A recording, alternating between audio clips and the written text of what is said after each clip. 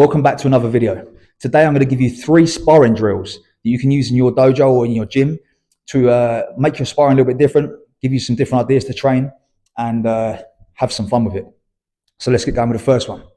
So the first drill is going to be like slap boxing. So what we're going to be doing is we're going to be fighting or sparring just with kind of slaps and open hands, just quite light. So there's kind of a lower risk of injury. We can have a little bit of fun with it and we can try stuff out. Kicks are allowed.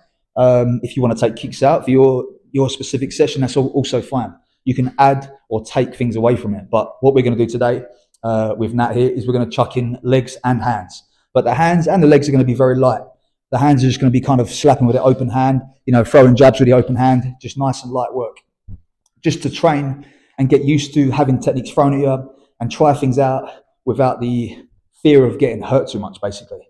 Because once it gets a bit too intense, you start reverting back to old habits and then you don't try new things. And to get better, we've got to try new things. So here's how it goes.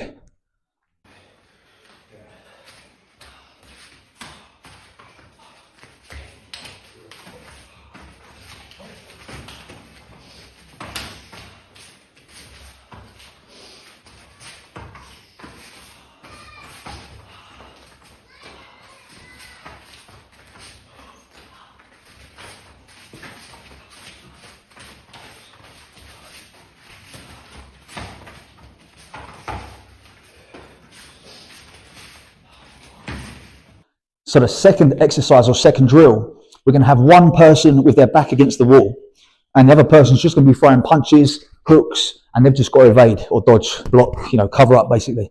So there's no countering, there's simply just blocking and trying to evade. So it's going to look a little bit like this. I'll go slowly first and I'll put a bit of a faster demo in later. So from here, I'm just throwing things and that is just trying to cover up the body. You can't move off that spot. Just here, working.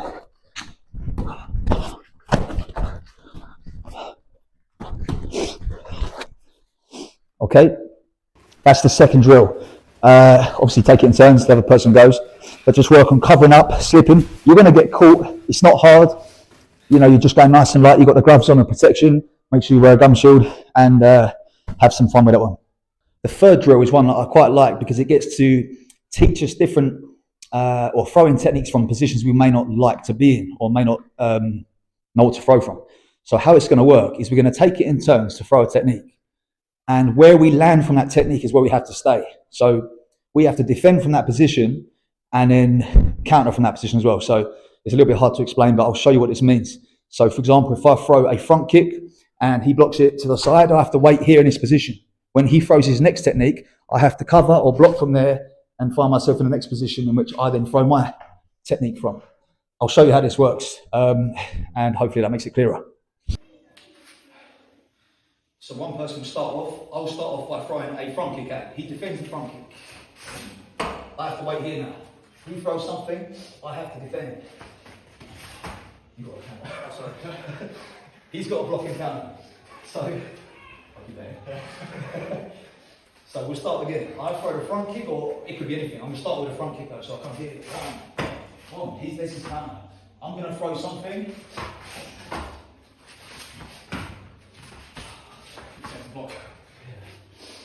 Okay, if you connect, we just can continue. So we'll go again. I'll let that start with something this time.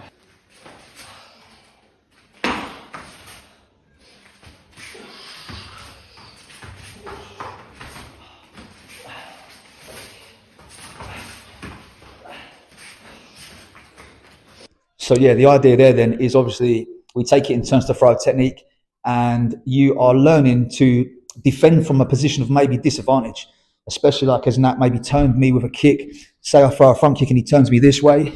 I've got to think about next, my movement. He's going to attack me. I've got to think about where I'm going from that position. It gives you a little bit of time to think about things. What you could do is actually have it to account. So in your dojo, you could have the sensei or the coach calling numbers. So we could have this, for example. I throw the kick, 1, boom. Then the count comes a few seconds later, so there's a little bit of time to think.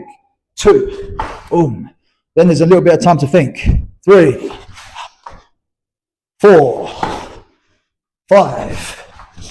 So we could have it a little bit slowed down and then we could even speed it up. The next level of that could be very fast. I throw one, he throws one.